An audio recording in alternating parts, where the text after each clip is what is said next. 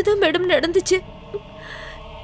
ஜன்னல் வழியை நான் பார்த்ததாவ பார்த்து எங்க கொண்டுடுவானு பயந்து அங்கிருந்து ஓடி வந்துட்டேன். சோ ரம்யாவை கொலை செஞ்சது குட்டி. அதை பார்த்த ஒரே ஐ விட்னஸ் நீ.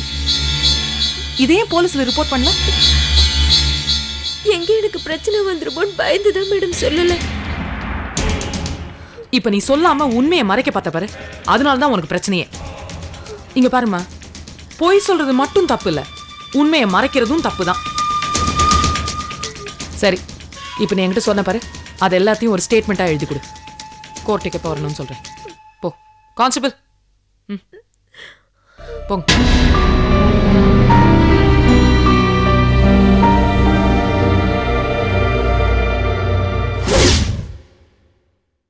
அட்வொகேட் வரதராஜனை அவ்வளவு சாதாரணமா நினைக்காதீங்க.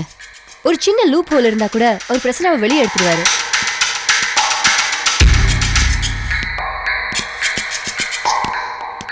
மிஸ்டர் தமிழ்செல்வன், ரம்யாவோட மர்டர் கேஸ் விஷயமா உங்ககிட்ட கொஞ்சம் பேசணும். இங்க வாங்க. எக்ஸ்கியூஸ் மீ மேடம், நாங்களும் அதை பத்தி தான் பேசிட்டு இருக்கோம்.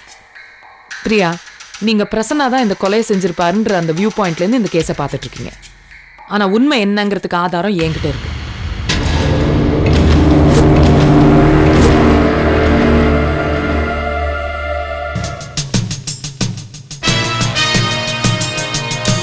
என்ன ஆதாரம்?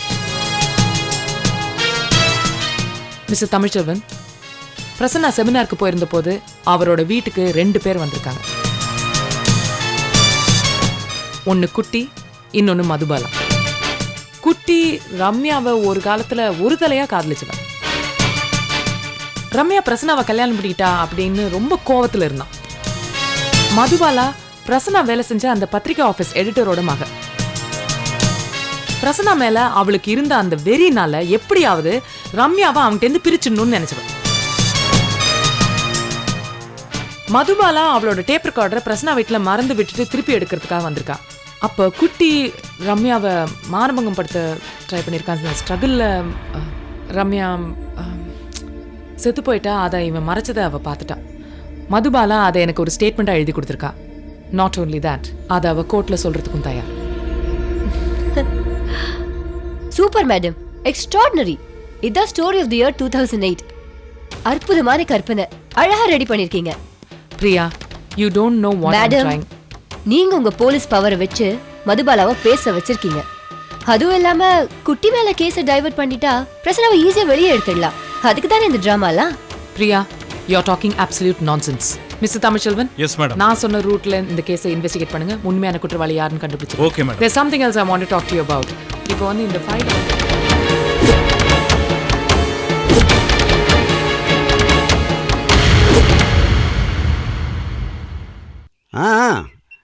எல்லாம் ஞாபகம் இருக்கு, நான் பார்த்துக்கிறேன்.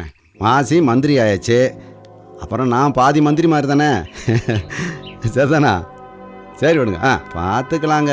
நீங்கள் திருப்பி திருப்பி ஒரே தான் சொல்லிட்டு இருக்கீங்க. சரி சரி சொல்லுங்க. சரி சரி, வச்சிருங்க வச்சிருங்க.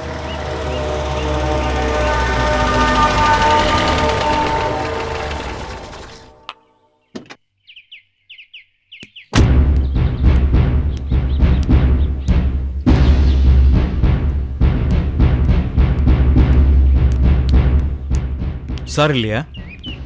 என்ன ட்ரான்ஸ்ஃபர் விஷயமா? மந்திரி மாசியை பார்க்க வந்தீங்களா? உட்காருங்க. இல்லை பரவாயில்ல. அப்படியா? ஆமாம், நீங்கள் இப்போ எந்த ஸ்டேஷனில் இருக்கீங்க? என்ன இப்படி பார்க்குறீங்க?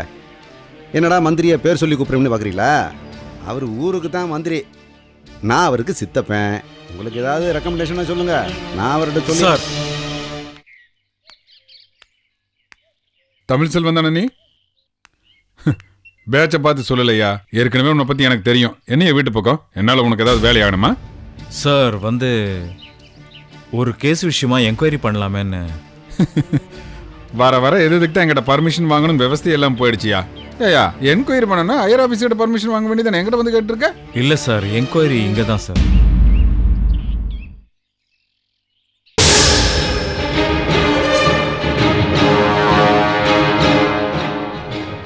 யார?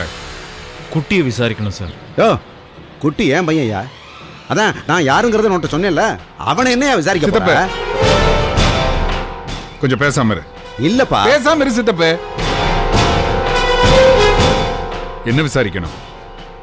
சார் ரம்யான்னு ஒரு பொண்ணோட மர்டர் பத்தி உங்க தம்பி கிட்ட என்கொயரி பண்ணோம் சார். மாடுற பத்தி இங்க கேட்கறதுக்கு என்ன ஆகும்? இல்ல சித்தப்பு கிறுக்குத்தனமா பேசிக்கிட்டு இருக்கியா?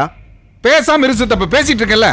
இல்ல மாசி, என்னது வந்து அவர் நோக்கத்துக்கு பேசிக்கிட்டு இருக்காரு. பேசாம இரு சித்தப்பு. கூட பார்க்காம நீ இப்படித்தான் விட்டு இது பண்ணிக்கிட்டு இருக்க.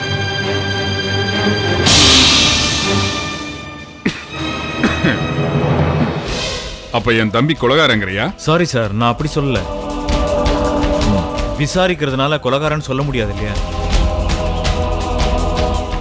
என் தம்பிக்கும் அந்த பொண்ணுக்கு எந்த சம்பந்தம் இல்லை. அப்படி இருக்கும்போது என் தம்பி எதுக்கு நீ விசாரிக்கிற?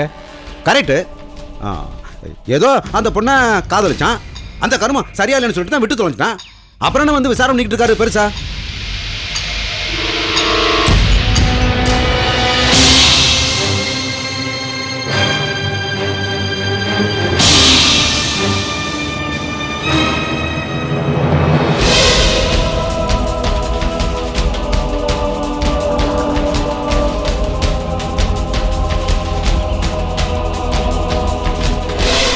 பாத்தீங்களா சார், உங்க சித்தப்பாவே சொல்லிட்டாரு. ஒரு காலத்துல அந்த ரம்யாவை உங்க தம்பி காதலிச்சிருக்காரு. அவ தன்னை கல்யாணம் பண்ணிக்கலன்னு உடனே அவன் மேல ரொம்ப கோபமா இருந்திருக்காரு.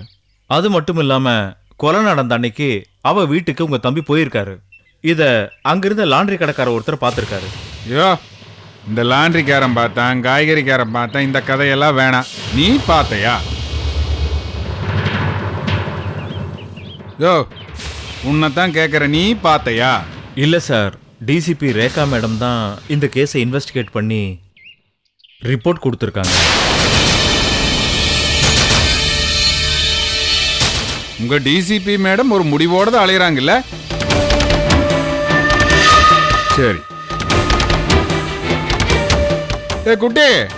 மாசி, குட்டி வீட்டில் இல்லை, ஏதோ வெளியில் போயிருக்கான். சந்தியா, ஏமா சந்தியா. ஏப்பா, அந்த பிள்ளைய ஏன் கூப்பிடுற? அது ஏதாவது சங்கடம்? கொஞ்சம் பேசாம நில்லு சித்தப்பு. சந்தியா. சார், நான் வேணா குட்டி வந்ததுக்கு அப்புறம் வரேன் சார். வந்ததுக்கு அப்புறம் நீ வந்து என்ன பண்ண போற? இல்ல சார், கேஸை பத்தி அவர்கிட்ட கேட்டா டீடைல்ஸ் கிடைக்கும் சார். டீடைல்ஸ் கிடைச்சு நீ என்ன பண்ண போற? டீடைல்ஸ் கிடைச்சாதான் சார் கேஸை மேற்கொண்டு மூவ் பண்ண முடியும். மூவ் பண்ணி நீ என்ன பண்ண போற? சாரி சார், நான் கிளம்புறேன் சார். யோ நில்லையா, அட்டென்ஷன் நில்லு. நான் சொல்ற வரைக்கும் இப்படியே நிக்கணும். சந்தியா. மாமா, உன் அண்ணி ரேக்கா அனுப்பிச்சிருக்காங்க. எதுக்கு? அது வேற ஒன்றும் இல்லைம்மா. ரம்யான்னு ஒரு பொண்ணு இருந்துச்சு, அது இப்போ செத்து போச்சு. அந்த பொண்ணே அவ புருஷன் பிரசன்னாவே கொலை பண்ணியிருக்கான். அதை இந்த ஊரே சொல்லுது. ஆனா உன் அண்ணி மட்டும் உன் புருஷன் தான் கொலை பண்ணான்னு சொல்றாங்க.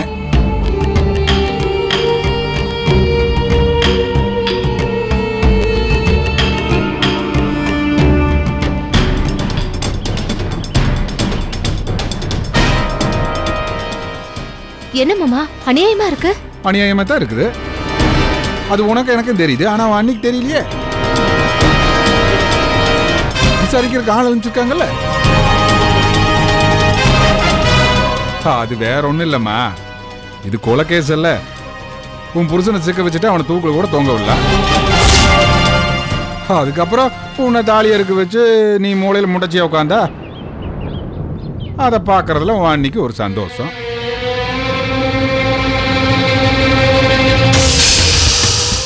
அதுக்கு தான் நான் அன்னைக்கே சொன்னேன். நீ என் பேச்ச கேட்டியா? ரெண்டு பேரும் ஏதோ விருப்பப்படுறாங்கன்னு சொல்லிட்டு ரெண்டு கல்யாணம் பண்ணி வச்சா. இப்ப என்னாச்சு? உன் பேர்ல உள்ள கடுப்புல ஏன் பிள்ளைய பிடிச்சு அரெஸ்ட் பண்ண பாக்குறான். எப்படியோ போங்கப்பா. யோ நீ கிளம்பிய சார்.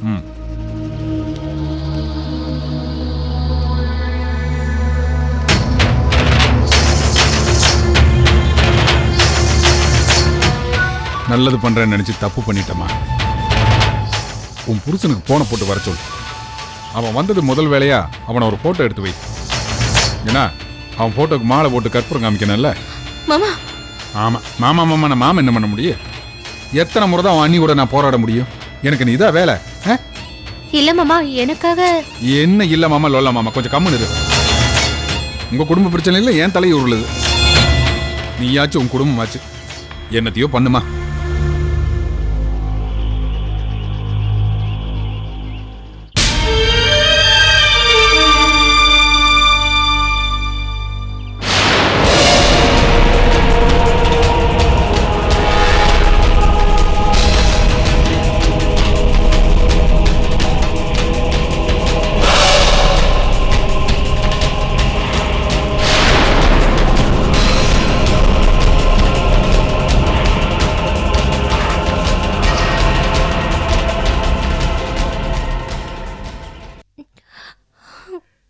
சந்தியா, நானும் பார்த்துக்கிட்டே இருக்கிறேன், நீ வந்ததுலேருந்து அழுதுகிட்டே இருக்கிற. இது என்ன இழவு வீடா? ஆமா, எழ வீடானுங்க. என்ன கொண்டு போட்டுட்டா இந்த வீடு எழ வீடா ஆயிடும். தினம் அங்க ஒரு பிரச்சனை நடக்கிறது உங்ககிட்ட நான் வந்து கெஞ்சிருது. அதுக்கு நீங்க உங்க கையால என்ன கொண்டு போட்டுருங்க. என்ன விஷயம்னு சொன்னா தானமா தெரியும். ஆமா, சொல்லிட்டா மட்டும் அப்படியே எல்லாத்தையும் செஞ்சிருங்க பாருங்க. சட்டம், நீதி, நேர்மை, ஒழுங்குன்னு என் தலையில எல்லாத்தையும் போட்டு ஓடிப்பீங்க. இப்ப என்னதான் உனக்கு பிரச்சனை? இதோ இவங்கதான் எனக்கு பிரச்சனை. என்னால என்ன பிரச்சனை? என் புருஷன் மேல அப்படி என்னங்க உங்களுக்கு ஆத்திரம்? ஐஸ்கிரீம்ல போதை மருந்து கலந்து கொடுத்தாருன்னு ரெய்டுக்கு போனீங்க. ஏதோ ஒரு பொண்ணு கொலை கேஸ்ல தேவையில்லாம சம்பந்தப்படுத்தி ஸ்டேஷன் வரைக்கும் இழுத்துட்டு போனீங்க. எல்லாமே பொய்ன்னு ஆயி போச்சுல. இப்போ அந்த ரம்யாவை கொலை பண்ணது ஏன் புருஷன் தான் சந்தேகப்பட்டு ஒரு ஏசி எங்க வீட்டுக்கு அனுப்பிச்சிருக்கீங்க. அப்பா, அந்த ரம்யாவை கொலை பண்ணது அவளோட புருஷன் பிரசன்னா தானே அவளோட அம்மாவும் அண்ணியும் சொல்றாங்க. இவங்க தேவையில்லாம ஏன் புருஷனை சம்மந்தப்படுத்தி மூக்கு நுழைச்சிட்டு இருக்காங்க. சந்தியா, நான் எல்லா விசாரணையும் செஞ்சுட்டு தான் இந்த முடிவுக்கு வந்தேன். என்ன விசாரிச்சீங்க? ரம்யா இறந்த அன்னைக்கு உன்னோட புருஷன் அங்க போயிருக்கான். ஆமா, நீங்க இப்படியே ஏதாவது சொல்லிட்டு இருங்க. ஏம்மா, நீ தான் இந்த கேஸை டீல் பண்றியா? இல்லப்பா, ஏசி தமிழ்ச்செல்வன் ஹேண்டில் பண்ணிட்டு இருக்காரு. அப்ப எதுக்கு நீ இதுல தலையிடுற? எனக்கு என்னமோ இது தேவையில்லாத விஷயம் படுது. அப்பா நான் அது வேற ஒண்ணும் இல்லப்பா. கொலை பண்ணிட்டு உள்ள இருக்கிற பிரச்சனாவை வெளியே எடுத்துடணும். மாசி மாமா மேல இருக்கிற ஆத்திரத்துல ஏன் புருஷனை உள்ள தூக்கி போடணும். ஒரே கல்ல ரெண்டு மாங்கா பாருங்க. சந்தியா, நீ அப்செட்டா இருக்கிறதுனால நீ என்ன வேணா பேசலாம்னு நினைச்சுக்காத. அன்னைக்கு அந்த பில்டிங்கை இடிக்க போறாங்கன்னு தெரிஞ்ச உடனே நீ ரொம்ப அழுதுகிட்டீங்க வந்து கத்தினியே. அப்ப என்னாச்சு? உங்க அண்ணன் என்ன சொன்னாரு? சட்டம் யாருக்கும் வளைஞ்சு கொடுக்காதுன்னாரு. அப்ப அப்பா கூட அவருக்கு தான் சப்போர்ட் பண்ணாரு. நானும் இன்னைக்கு அதான் செய்யறேன். யார் என்னை பத்தி தப்பா நினைச்சாலும் எனக்கு அதை பத்தி கவலை இல்லை. என்னோட மனசாட்சி என்ன கரெக்ட்னு சொல்லுதோ அதை தான் நான் செய்வேன்.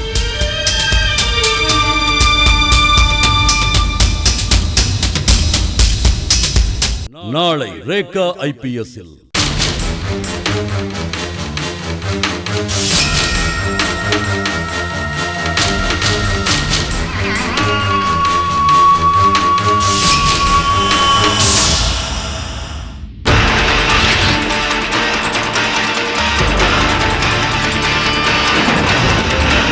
காணத் தவறாதீர்கள்.